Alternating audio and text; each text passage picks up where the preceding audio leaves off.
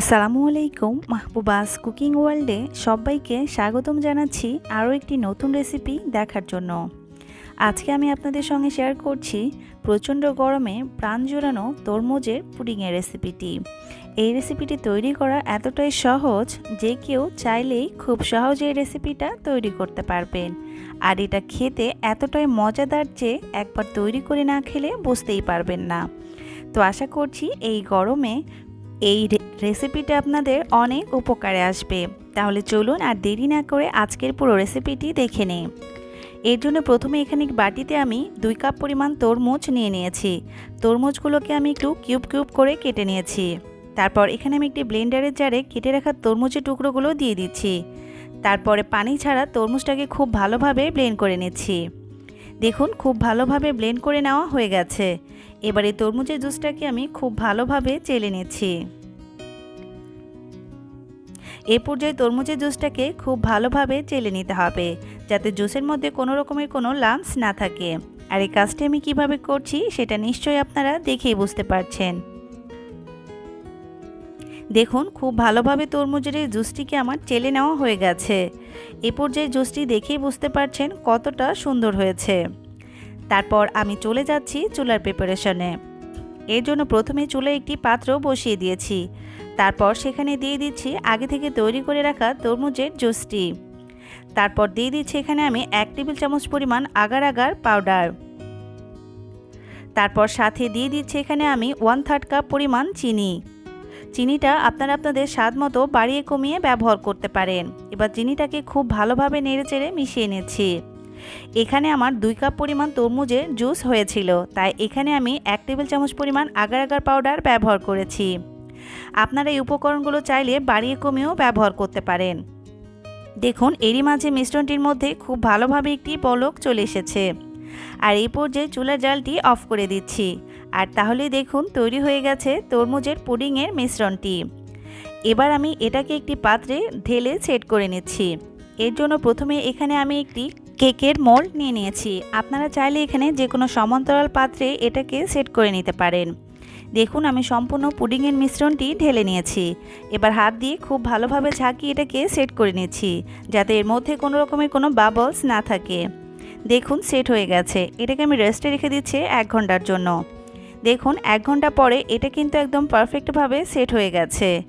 এবার এই তরমুজের পুডিংটাকে আমি পাত্র থেকে উঠিয়ে দেখিয়ে দিচ্ছি।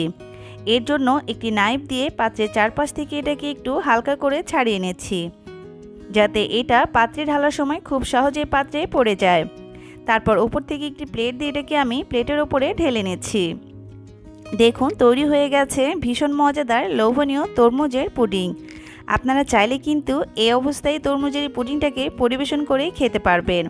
এটার স্বাদ যে এতটাই মজাদার, একবার তৈরি করে না খেলে কিন্তু আপনারা বুঝতেই পারবেন না। তবে আজকে আমি এটাকে আরও একটু অন্যরকমভাবে আপনাদের সঙ্গে পরিবেশন করে দেখিয়ে দেব। এবার এটাকে আমি কিউব কিউব করে কেটে নিচ্ছি। আপনারা আপনাদের পছন্দ মতো করে কেটে নিতে পারেন। দেখুন আমার তরমুজের এই পুডিংটাকে কিউব কিউব করে কেটে নেওয়া হয়ে গেছে। আর এটা দেখতে কতটা সুন্দর হয়েছে নিশ্চয়ই দেখেই বুঝতে পারছেন।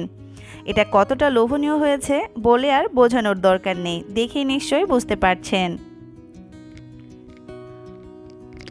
তারপর তরমুজের এই পুডিংয়ের টুকরোগুলোকে আমি একটি পাত্রে খুব ভালোভাবে সেট করে নিচ্ছি। এর জন্য এখানে আমি আবারও একটি কেকের মোল্ড নিয়ে নিয়েছি।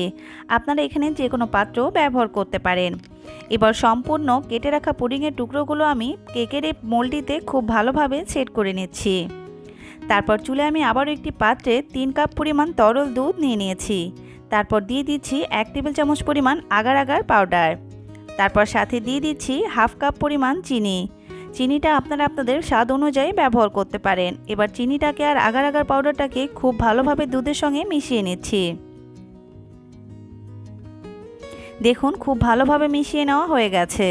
আর এরই মাঝে দেখুন দুধের মধ্যে একটি বলক চলে এসেছে। এই পর্যায়ে একটি স্প্যাচুলা দিয়ে খুব ভালোভাবে নেড়েচেড়ে মিশিয়ে নিচ্ছি। আর তাহলে দেখুন তৈরি হয়ে গেছে দুধের এই মিশ্রণটি। এবারে দুধের এই মিশ্রণটিকে আমি চুলা থেকে নামিয়ে নিচ্ছি। তারপর আগে থেকে সেট করে রাখা তরমুজের পুডিংয়ের মধ্যে সম্পূর্ণ দুধের মিশ্রণটি আমি দিয়ে দিচ্ছি। দেখুন সম্পূর্ণ দুধের মিশ্রণটি আমি তরমুজের পুডিংয়ের মধ্যে দিয়ে নিয়েছি। এবার একটি স্প্যাচুলা দিয়ে এটাকে খুব ভালোভাবে সেট করে নিচ্ছি, যাতে এর মধ্যে কোনো রকমের কোনো বাবলস না থাকে। দেখুন খুব ভালোভাবে সেট করে নেওয়া হয়ে গেছে। তারপর এটাকে আমি রেস্টে রেখে দিচ্ছি 1 থেকে 2 ঘন্টার জন্য। দেখুন 2 ঘন্টা পরে ফিরে এসেছি। নর্মাল তাপমাত্রায় রেখে এটাকে আমি ঠান্ডা করে নিয়েছি। তারপর 1 ঘন্টা নর্মাল ফ্রিজে রেখে এটাকে খুব ভালোভাবে ঠান্ডা করে নিয়েছি। এবার এটাকে আমি পাত্র থেকে উঠিয়ে দেখিয়ে দিচ্ছি। এর জন্য একটি নাইফ দিয়ে চারপাশ থেকে খুব ভালোভাবে এটাকে ছাড়িয়ে নিচ্ছি। দেখুন খুব ভালোভাবে ছাড়িয়ে নেওয়া হয়ে গেছে। তারপর উপর থেকে একটি প্লেট দিয়ে এটাকে উল্টে নিলেই দেখুন তৈরি হয়ে গেছে ভীষণ মজাদার তরমুজের মিল্ক পুডিংটি। এটা দেখতে কতটা সুন্দর হয়েছে নিশ্চয়ই দেখেই বুঝতে পারছেন। তো এই গরমে চাইলেই কিন্তু আপনারা এরকম প্রাণ জোড়ানো তরমুজের মিল্ক পুডিংটা তৈরি করতে পারেন। এটা তৈরি করা কতটা সহজ দেখেই নিশ্চয়ই বুঝতে পেরেছেন।